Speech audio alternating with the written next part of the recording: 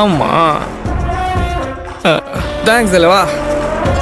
ஆனா இங்க எதுக்கு வந்தோம், எப்படி வந்தோம்னு ஒன்றும் புரியலையே. ஆட்டோ இந்த சைடு. சாரி தலைவா.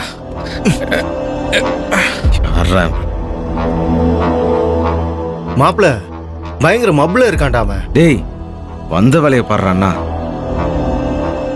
கோபி ஆடியோ மெசேஜ் அனுப்புனா, அதை பார்த்துட்டு குடிக்க ஆரம்பிச்சேன். அதுக்கப்புறம் என்ன நடந்துச்சு? ஐயோயோ, அதை நினைச்சாலே தலைவலிக்குதுடா சாமி. இந்த ரெசார்ட் பேர் வேற எங்கேயோ கேட்ட மாதிரி இருக்கு.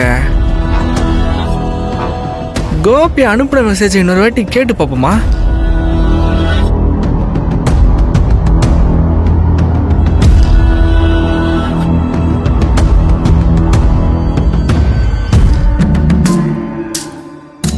பாலு எங்கடா இருக்க? உனக்கு போன் போட்டா ரொம்ப நேரம் போவே மாட்டேங்குது. ஒரு முக்கியமான விஷயம்டா.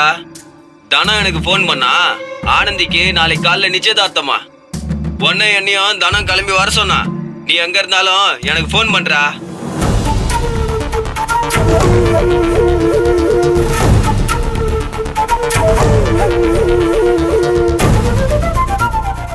ஆடியோல கோபி ஆனந்திக்கு இந்த ரெசார்ட்ல தான் நிச்சயதார்த்தம் நடக்க போகுதுன்னு சொல்றான்.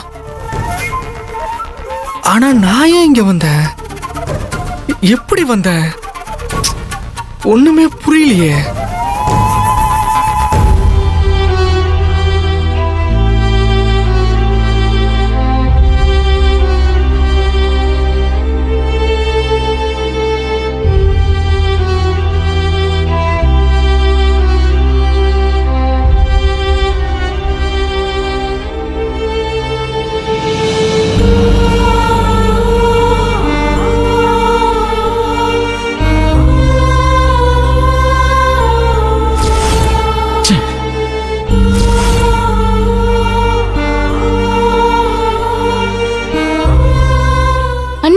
அண்ணன் எங்கதான் போச்சு அண்ணி? இங்க எங்கேயுமே அண்ணனை காணோம்.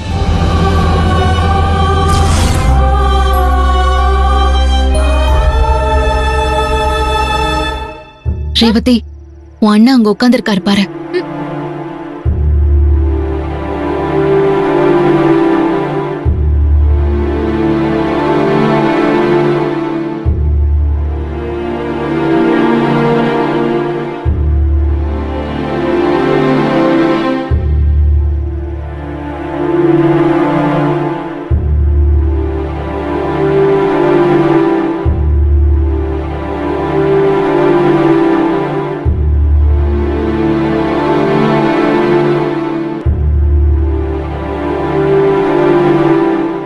ஏங்க, கோவப்படாம நான் சொல்றத கொஞ்சம் பொறுமையா கேளுங்களேன். என்ன கேட்கணும்?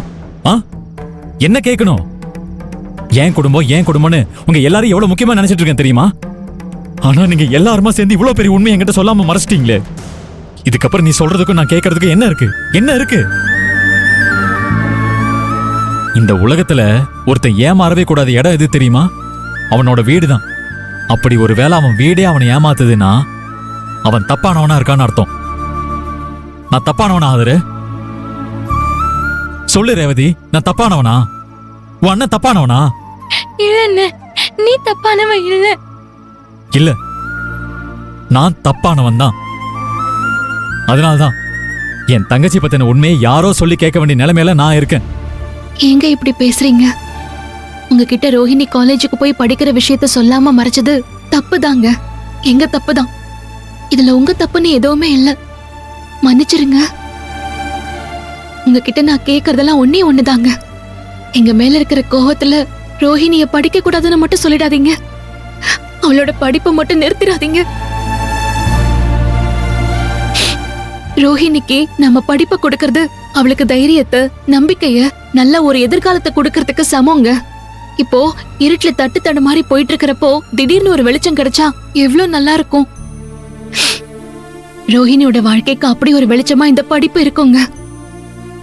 ரோஹிணியோட வாழ்க்கை நல்லா இருக்கணும் தானங்க அவளுக்காக வேண்டிக்கிட்டு கஷ்டப்பட்டு இப்படி விரதம் இருந்து இந்த பரிகார பூஜையை பண்ண போறீங்க. ரோஹிணிய படிக்க வைக்கிறதும் அவளோட வாழ்க்கை நல்லா இருக்கணுங்கிறதுக்காக பரிகார பூஜை பண்ற மாதிரி தானுங்க.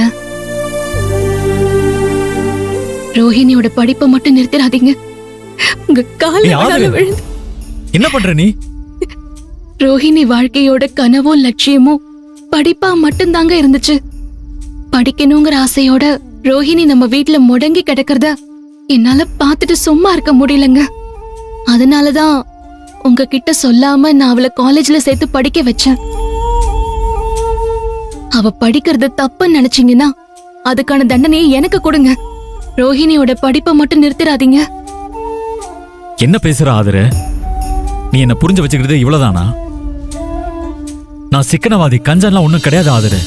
ரெண்டுக்கும் நிறைய வித்தியாசம் இருக்கு. நான் தேவைக்கு செலவு பண்ணுவேன், ஆனா தேவையில்லாததுக்கு செலவு பண்ணவே மாட்டேன். பொண்ணுங்களுக்கு படிப்பு தேவைன்னு எனக்கு தெரியாதா? நானும் படிச்சவன் தானே. நான் ஒரு கவர்மெண்ட் ஆபீசர் தானே. என் தங்கச்சி படிக்க கூடாதுன்னு நான் எப்படி நினைப்பேன்? நீங்க என்ன சொல்றீங்கன்னு புரியலங்க. நான் உண்மையை சொல்றேன் ஆதிரு. என் மனசுல இருக்கிறத சொல்றேன். தோ நிக்கிறாளே ரேவதி, இவ அப்ப படிப்பு வரலன்னு சொல்லிட்டா. ஆனா ரோஹிணி காலேஜில் சேர்ந்து நல்லா படிக்கணும்னு ஆசைப்பட்டா. ஆனா அப்ப என்கிட்ட பணம் இல்ல. குடும்ப செலவு ஒரு பக்கம், அந்த ஏமாத்துக்கார ஏகாமரத்து மேல கேச போட்டு அந்த செலவு ஒரு பக்கம்னு சொல்லி நான் மூச்சு விட முடியாம முழி பிதுங்கி தவிச்சிட்டு இருந்த நேரம். அப்போ ரோகிணியை காலேஜில் சேர்த்து படிக்க வைக்கிற நிலைமையில நான் இல்ல. ஒரு வருஷம் போனதும் அதுக்கப்புறம் இந்த செலவெல்லாம் சமாளிச்சுட்டு ரோகிணியை காலேஜில் சேர்த்து படிக்க வைக்கலாம் தான் நினைச்சிட்டு இருந்தேன். நீங்க ஒண்ணு சொல்றீங்க, அவ படிப்பை பத்தி சொன்னப்பெல்லாம் நீங்க அவகிட்ட கோவப்படுறீங்கன்னு தான் அவ சொன்னா. என்னோட இல்லாமைய நான் எப்படி மறைக்கிறது? உன்னை காலேஜில் சேர்த்து படிக்க வைக்கிறதுக்கு இப்போதைக்கு உன் அண்ணங்கிட்ட வக்கும் இல்ல வசதியும் இல்லைன்னு என் தங்கச்சிக்கிட்டே என்னால எப்படி சொல்ல முடியும்? அவ என்னை பத்தி என்ன நினைப்பா? அதனால்தான் ரோஹிணிகிட்ட கோவப்படுற மாதிரி நடிச்சேன். ஆனா நீ எனக்கே தெரியாம ரோஹிணியை காலேஜில் சேர்த்து விட்டுருக்க. ரோஹிணியும் எனக்கே தெரியாம காலேஜில் சேர்ந்து படிச்சுட்டு இருந்திருக்கா. அப்பா பாட்டி ரேவதின்னு எல்லாருமா சேர்ந்து எனக்கு தெரியாம இந்த உண்மையை மறைச்சிட்டு இருந்திருக்காங்க. ஆக மொத்தம் நீங்க எல்லாரும் நல்லவங்களாயி என்ன வில்லனாக்கிட்டீங்கல்ல? அத நினைச்சாதான் எனக்கு ரொம்ப வருத்தமா இருக்கு. ஐயோ, அப்படிலாம் எதுவும் இல்லைங்க. நீங்க சொன்ன மாதிரி நான் உங்களை புரிஞ்சுக்கலதான். நான் மட்டும் இல்லைங்க, நம்ம வீட்ல இருக்கிற யாருமே உங்களை சரியா புரிஞ்சுக்கல. அதுல நடந்த தப்பு தாங்க இது. ஆமா அண்ணே, நீ எங்களை மன்னிச்சிடுன்னு. ரோகிணி கிட்ட மட்டும் கோவப்படாதன்னு. ஏய், ரோஹிணி கிட்ட நான் எதுக்கு கோவப்பட போறேன்? இந்த வயசுல காதல் அது இதுன்னு போகாம என் தங்கச்சி படிக்கணும்னு தானே ஆசைப்படுறா. அதுக்காக நான் அவகிட்ட கோவப்பட்டா என்னை விட முட்டாள் வேற யாருமே இருக்க முடியாது. இப்ப கூட நான் ரோஹிணியோட கையை உதறிட்டு வந்தது அவ மேல இருக்கிற கோவத்துல இல்ல,